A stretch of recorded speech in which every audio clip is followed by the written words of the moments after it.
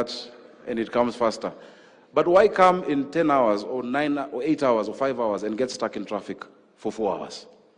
These are things that we must work on now. The BRT program.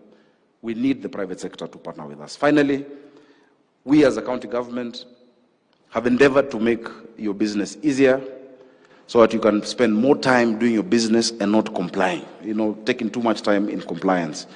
This January, we launched the unified business permit. Before, you'd have to have 6 permits from the county. Now it is only 1 UBP. We've had some challenges with the, with the system. Sometimes your invoices are not coming out, and we've agreed that we have a help desk between the county and the business community, so those issues are resolved. The second thing we've done is to agree on 1 inspection group. The days when 1 person from City Council comes in the morning to check your business permit, the next day somebody comes to check food and hygiene license, the next day somebody comes to look at your advertising, those days must end. And so what we want to implement is what we've done with our water company, Nairobi Water, where we have a system called Jitambulishe. If somebody comes to read your water meter, you can actually ask them for their identification, dial a short code, and you can tell that they are genuine staff of the county government. There are many imposters out there who are trying to get 5,000, 10,000, but harassing your businesses. So that we're going to launch it early in the year. And we have only 1 inspection team per sub-county. We're going to publish their names in the newspaper so that you know who it is, and they all come together so that we don't harass the businesses. I think what you require is predictability in your business, stability in your business, and of course, an environment that can help you thrive. So I wish you well in your journey. We've had daunting challenges as a country, but you've stood firm. You exemplify the Kenyan spirit of resilience. That defiance to go against the odds, wake up every day, open your shop, open your business. That truly is a Kenyan spirit that we must really applaud, and we congratulate you for that. One last area of partnership that we're looking into, because I know many of you care not just about your profits, but also about ethics and about the society and the community. I'm grateful because since we launched our cash-free policy in Nairobi County, many of you have complied. We said all our revenue streams are now digitized. We've raised record revenue. This year we hit shy of 13 billion from the previous 8 billion, and it is you who've been paying. We want you to see your money working for you. But that challenge which we saw, that many of our children were missing out of school because of hunger. 1 out of 4 children in Nairobi was not going to school because of hunger. Together with the president, we launched a feeding program in this city. We've built already 17 central kitchens, and every single day 310,000 children are being fed at 5 shillings. I hope that is an area that we can partner between the county and your businesses, because we're setting up a governance structure for it, a board where you can be members and you can support a child, or you can give us some of your produce. Sakaja, Your Excellency, the President of the Republic of Kenya, William Ruto, the Chairman of KICC, ladies and gentlemen, I stand here with a lot of nostalgia, because when I see Manu Chandaria there, and I see Michael on there, and I think I saw Samuel Mwale. I was just asking about you the other day. I'm glad I've seen you because I need you for something. So, thank you so much. 20 years ago, Mr. President, when I was Minister for Planning and National Development in the NAC government in the Republic of Kenya, NAC has just taken over after many years of struggle and frustration among Kenyans of a government that didn't care about the people. And people were excited in this country. Citizens were arresting the police on the streets for taking bribes. And we were all very excited, and the President Mwai Kibaki, gave me the opportunity to serve this country as Minister for Planning and National Development. I could not believe the interest people showed in trying to get a blueprint for the future of this nation. I will not go into this, that's nostalgia, but what happens at Raila Lodge in Mombasa, when we all came together to discuss this future, is what gave birth to KICC. And in that regard, then Mr. Mwale, Mike Chege, and David D, who are part of my advisory team, and Manu Chandari and Mark Keldon, who stood for the private sector in discussing how we can work together. And I discussed with Manu over dinner one day, and I said, look, why doesn't the private sector come together rather than come to us as Kenya Association of Manufacturers, Kenya whatnot? Just come together one body, because we're one government, so that our discussion can become more efficient. The speech I'm going to give today, Your Excellency, is a summary of this reminiscence that we have as we mark the 20th anniversary of KEPSA. Today, December 2024, KEPSA marks its 20th anniversary. Formed as a Kenyan umbrella organization to bring together local businesses and connect them across the globe, KEPSA has made great strides. KEPSA was formed in 2003 as part of institutional reforms under the National Rainbow Coalition (NAC) government, after Kenya had slid systematically into the abyss of underdevelopment and hopelessness in previous years. Premised on the development blueprint of economic recovery strategy for wealth and employment creation, KEPSA came into being to give a voice to the business community at the policy table. NAC recognized that this important constituency would be instrumental and responsible for the recovery by generating wealth to create jobs. By the way, as a parenthesis, civil society almost killed me for talking about creation of wealth and not talking about poverty reduction. So I said, you cannot reduce poverty if you don't create wealth. You cannot create employment if you don't create wealth. So the two are interdependent. So we must think of wealth creation before we think of poverty reduction or employment creation. Today, the vision of creating KEPSA is self-evident. In an economy that registered 7% growth from 2003 to 2007, from a negative 0.2%. This recovery also resulted in Kenya being able to rely entirely on its taxes to meet its recurrent expenditure needs without any appetite for debt. But what has KEPSA itself achieved? In commemorating this milestone, some of its achievements are the following. It has grown its membership to 64 business associations in Africa and 283 corporate members alongside a significant number of small businesses, constituting 90% of its membership that they have helped to innovate and grow.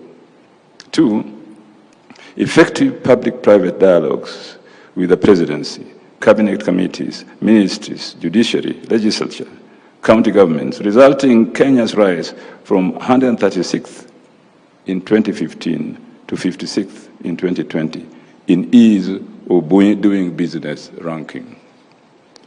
3, thought leadership and insights to complex public policy issues through seminal papers, CEO surveys, PPD presentations, and national business agendas. 4, essential partner and instrumental implementer in Kenya's socio-economic development transformation from least developed country to lower middle-class income country status. Influential in the policy formulation and successful implementation, national local knowledge and global reach has meant that many SMEs are beginning to access international markets and grow their business further and faster. But how has KEPSA been helping businesses? With 90% of its membership being SMEs, these companies have benefited from personalized business advice that has helped them to enhance their international potential. KEPSA thought leadership, tapping into the collective thinking of its membership, has been instrumental and influential in this regard. Secondly, a significant number of SMEs have made critical growth-oriented international business connections through KEPSA-led initiatives, such as inbound and outbound trade missions and brokerage events. Many of KEPSA members are experiencing vertical growth, that is from SMEs to middle-sized and ultimately large companies, from tailored innovation support services and strategic partnerships locally, regionally, internationally. But KEPSA faces certain challenges. And these are insights I've gotten from business community in Kisumu. First, power quality. The community experiences frequent power outages that affect production. 2, infrastructure. Roads, Kisumu, Londiani Road project has stalled. North Airport, Sabuni roads are in bad state. Sugar Belt roads are not motorable. There is also the issue of insecurity that as a county government we are very concerned about, and we are working together with the national government through the county commissioner's office to deal with this issue. And further, tax and regulatory environment is unpredictable, affecting long-term planning. There is a need to simplify the local tax administration. These challenges from Kisumu are said to be experienced by the Kenyan business community, as they all relate to roles that are the responsibility of the national government. What is KEPSA's future? I will just speculate from the point of view of not being a member, but looking at what you do. Notwithstanding KEPSA's short existence, many companies have benefited from its support. Companies across Kenya and beyond find it a reliable partner with a proven track record in helping them achieve their growth ambitions. Building on this success, KEPSA's overarching goal in the future is to improve Kenya's global competitiveness by continuously improving the business environment.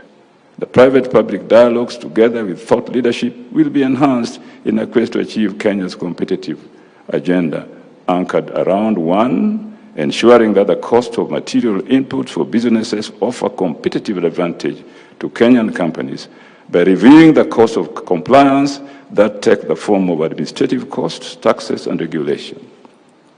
Secondly, efficiency of utilities, water, energy, telecoms, as Sakaja said, in their distribution, consistency and reliability of service provision. Institutional, policy, and regulatory burden significantly increase the cost of service delivery, which the utilities pass on to their clients. And 3, supporting high productivity by evaluating and reviewing labor costs compared to East Asia, that is emerging as commanding the global growth market in the next decade by 50% against price increases and political uncertainty in Eastern Europe and the Middle East. And 4, trade and logistics that facilitate competitiveness, ensuring that inbound and outbound national transportation networks, roads, railways, ports, airports, marine, and so on, attain cost efficiency by improving facilities for production, e.g. special economic zones, industrial parks, export promotion zones, urban and peri-urban industrial areas, and so on. And finally, ladies and gentlemen, affordable cost of finance to spur business growth, targeting the export market. This will include examining capital and operational expenditure, financing of trade facilities critical in the drive for competitiveness and openness of the market. I do believe that KEPSA will champion the growth of this economy, Kenyan economy as a whole, if indeed, as they have done and as their program shows, and I look at it very carefully, all these initiatives are successful. I thank you very much, Mr. President. Thank you for listening to me. I'm sorry, being partly a professor and a governor, when I got opportunity to speak at a professor, I take too long. Pole.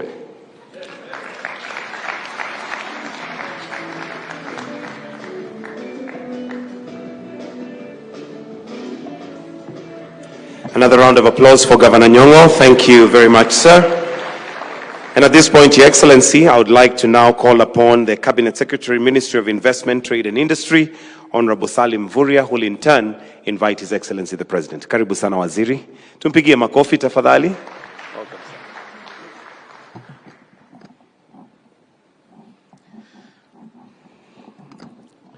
Your Excellency, Dr. William Samoei Ruto, President of the Republic of Kenya, Your Excellencies, Governors, Nairobi County and Kisumu County, the Chair of KEPSA, Dr. Bedi, and also the CEO, the Executive Board, ladies and gentlemen.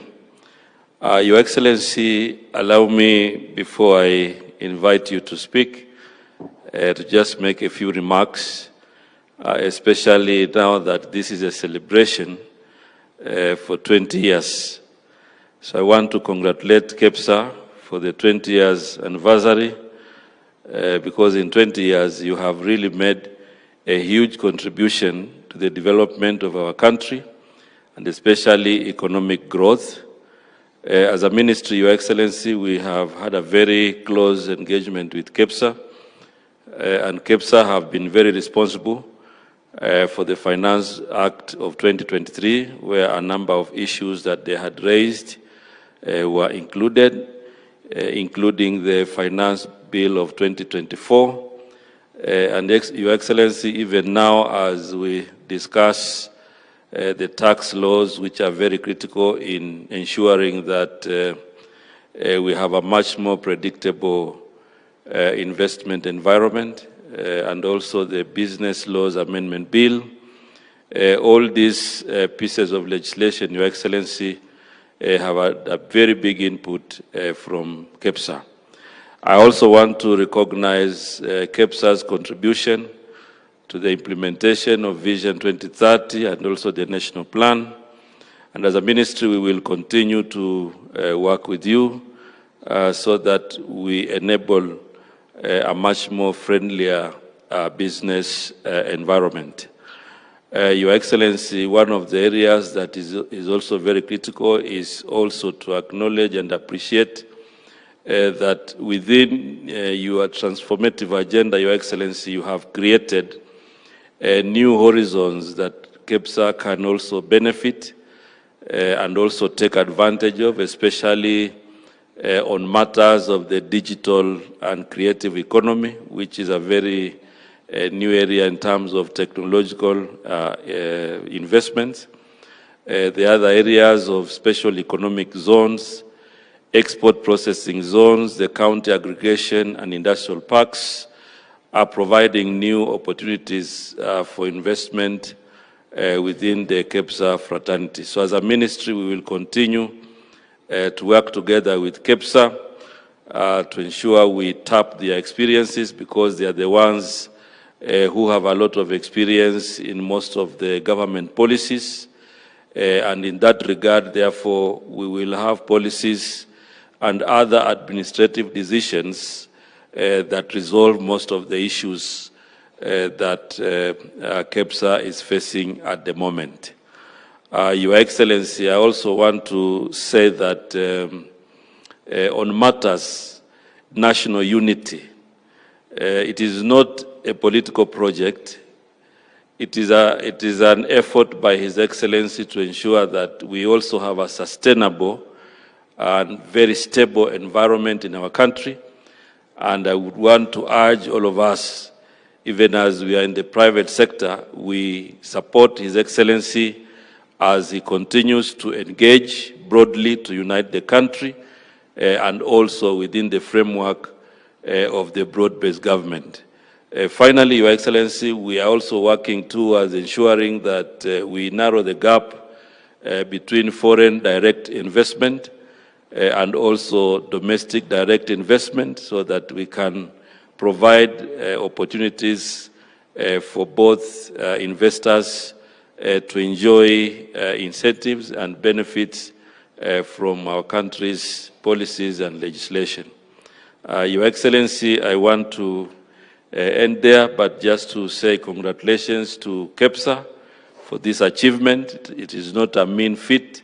20 years is a long time. I'm sure you have faced a number of challenges, but again, a lot of opportunities have come into fruition. And going forward, we will work with you to ensure that you continue to realize. Request you to be upstanding as I invite His Excellency the President to make his remarks. Karibu sana, Mheshimiwa Rais, Your Excellency, sir. Thank you. Thank you very much, Minister. Please let's take our seats. Asanteni sana.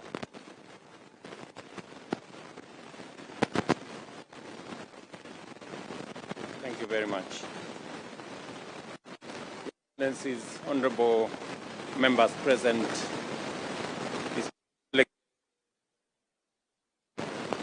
our founding fathers who are here, I'm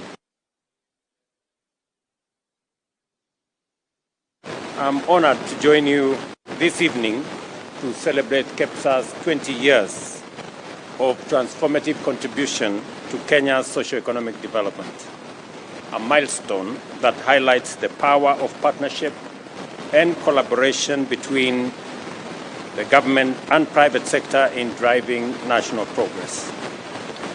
Over the past 20 years or 2 decades, Kenya's economy has experienced extraordinary growth. A consistent GDP growth rate of 5.6%,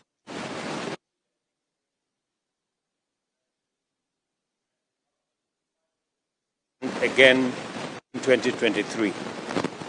This impressive and resilient performance demonstrates the economy, a dynamic and vibrant private sector that continues to serve as a cornerstone of our economic development.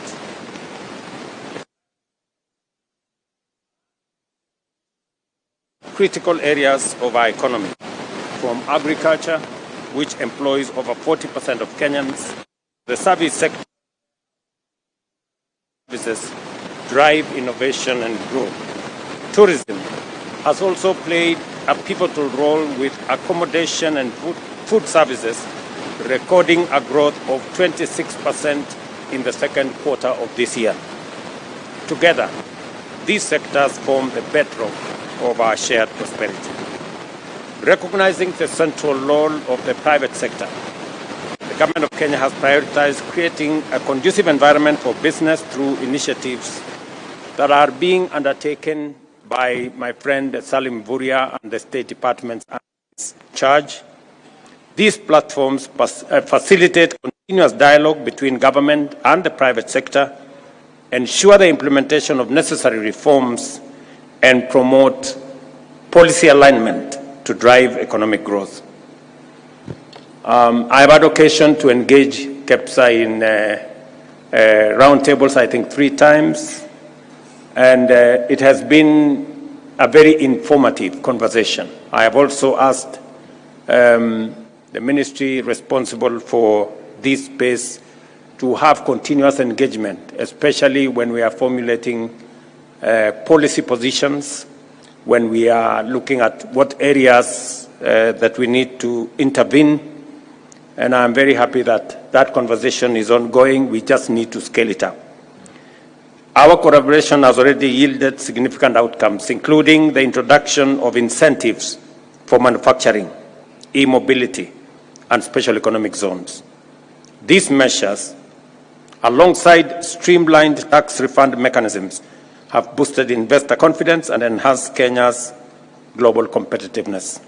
You all remember when we had this conversation about tax refunds, and we made the decision that because we were having a monster of a problem that seems to be non-ending, we took the policy decision and passed it in Parliament that if KRA owes your business and in 6 months they are unable to pay you, the next time you're supposed to pay KRA, deduct the money that they are supposed to pay you before you pay your taxes.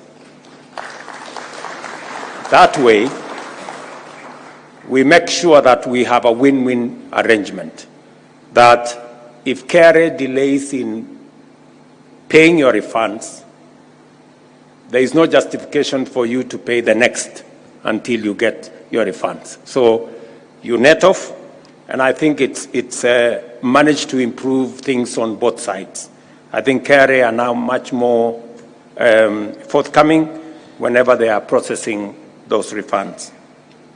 These measures, alongside streamlined tax mechanisms, have boosted investor confidence and enhanced our competitiveness. On the macroeconomic front, deliberate policy interventions have stabilized the Kenya shilling, leading to a 20% appreciation from Kenya shillings 162 to the dollar in February 2024 to Kenya shillings 129 today. Inflation has fallen to a 17-year low declining from 9.6 in September 2022 to 2.8 this month. Additionally, foreign exchange reserves have surged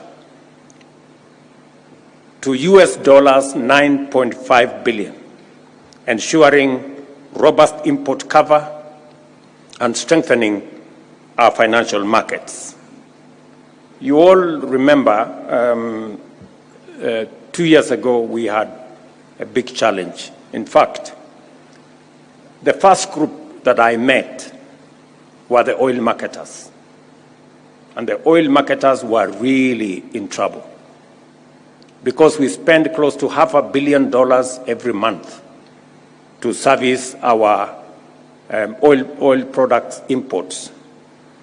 It was a big challenge, and we managed to design an innovative mechanism working with local banks and structured what many people did not think it was going to work. But today, we have a working mechanism that has removed pressure from banks. I remember banks had become rationing dollars that are available to importers. We have since resolved that issue, and I am very confident about the future, that even companies that could not remit, dividends to foreigners, and they had to wait for months to be able to do that, that challenge has now been removed, sorted out, because we have consistently worked with the private sector to identify areas of collaboration and partnership that would help to resolve the challenges that face our economy. I must say here that for the first time, I realized why a big bank is necessary. Because all the other banks took off, and we were left with Kenya Commercial Bank, and they sorted us out. Congratulations, Kenya Commercial Bank, for standing in the gap.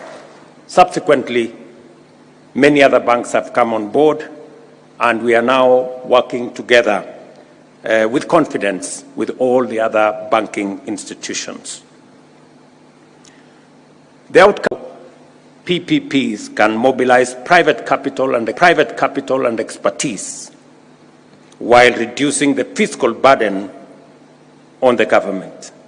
Moving forward, we are expanding this model to critical sectors, including transport, energy, water, and affordable housing, to ensure sustainable and efficient delivery of projects that transparently and efficiently meet the needs of our people.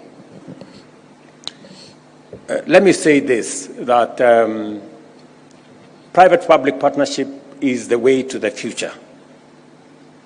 We are currently in consultation on how to deliver universal health coverage.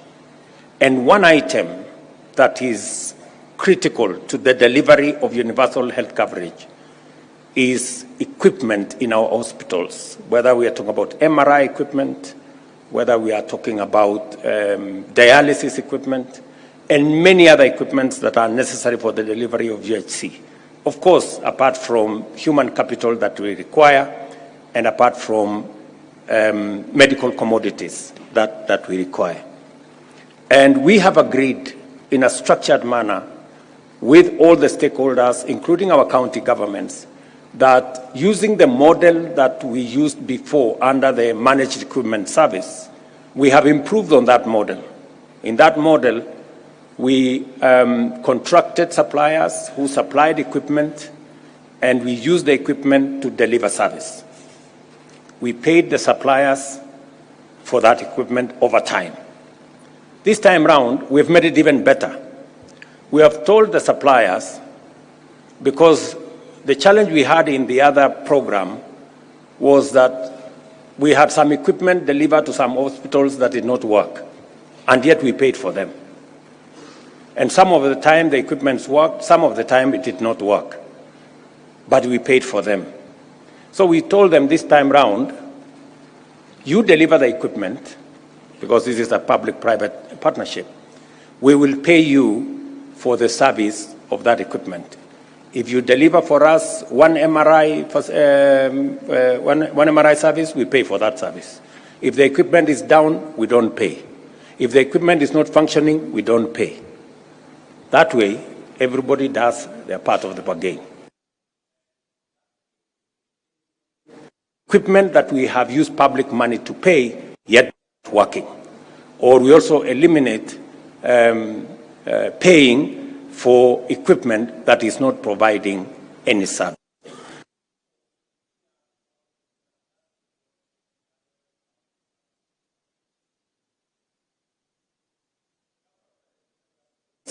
That you can fly from Dubai 5 hours, but you can also spend 3 hours. But thanks to the expressway,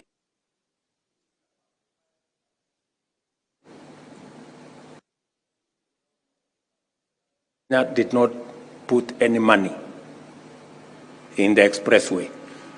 It was built by the private sector. We gave them a long-term lease of 27 years. They will recover their money from the tolling, and we are all happy. We can now take between 10 and 15 minutes to be in the city center.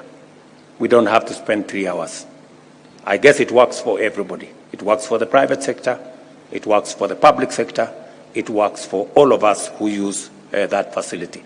And that is how the future is going to look like, because it provides us a win-win arrangement. Unless the private sector represented here don't see the opportunity.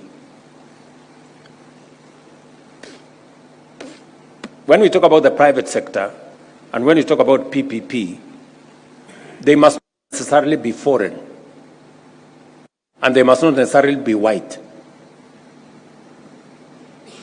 Yeah?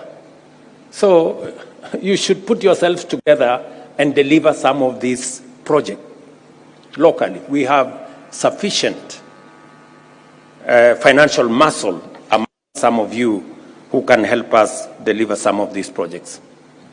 Let me give you another example.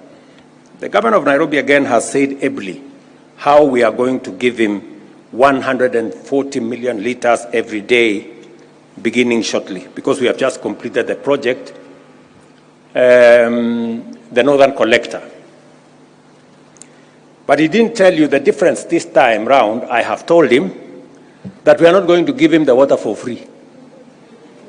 He is used to free water, this man. You know? And you know, the irony of this whole thing is that as national government, we invest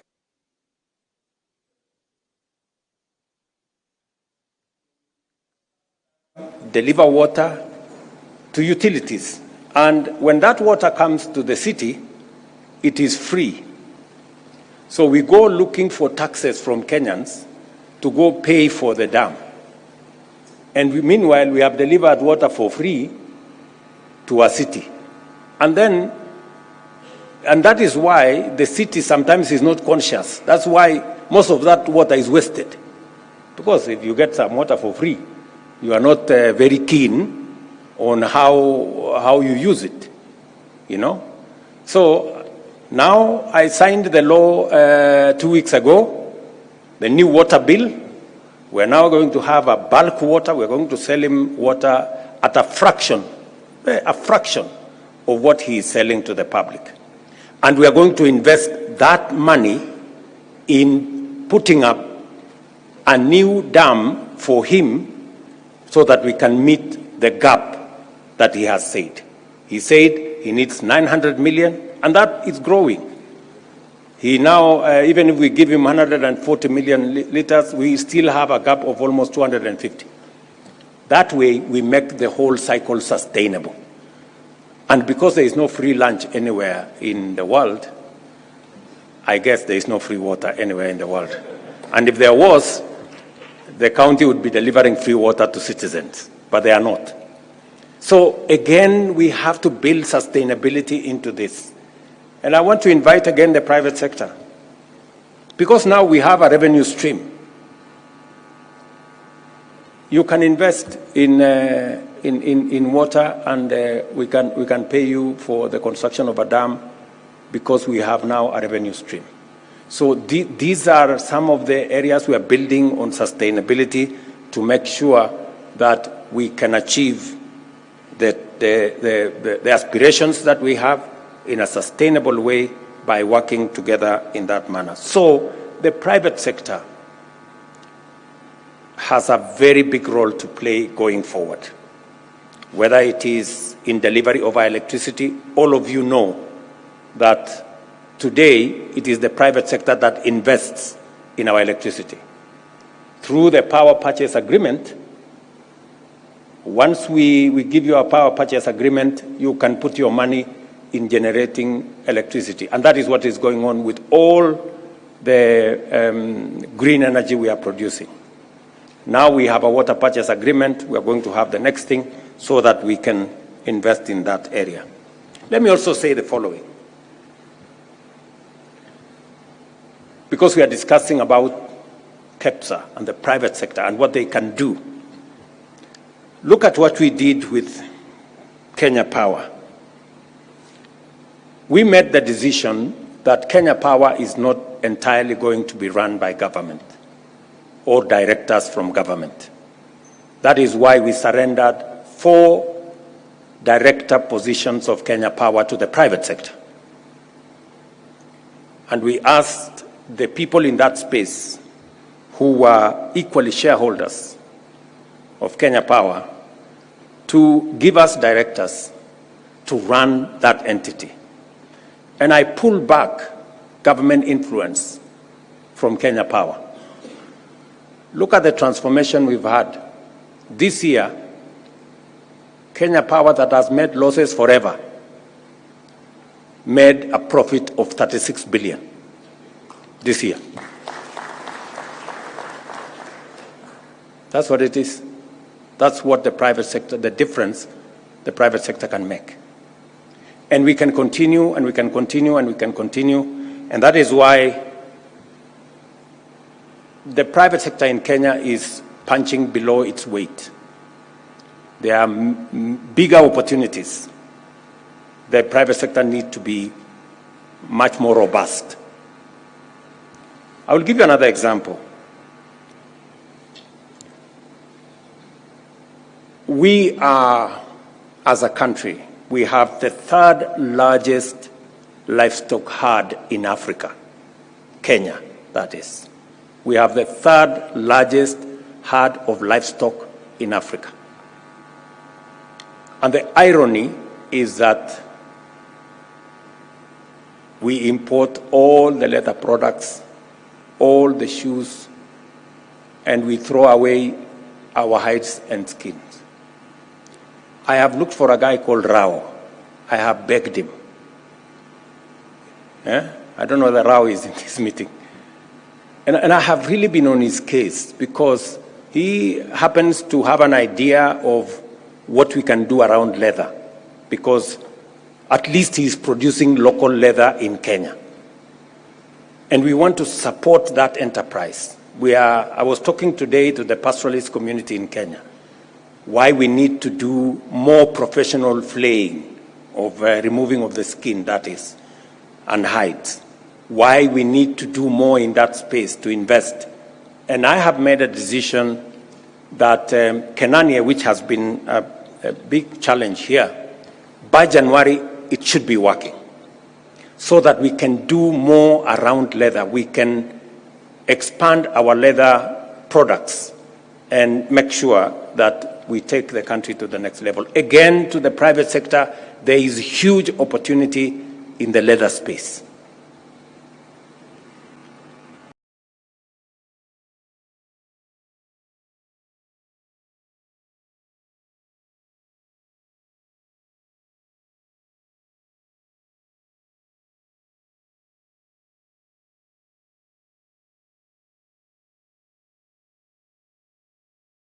And I wish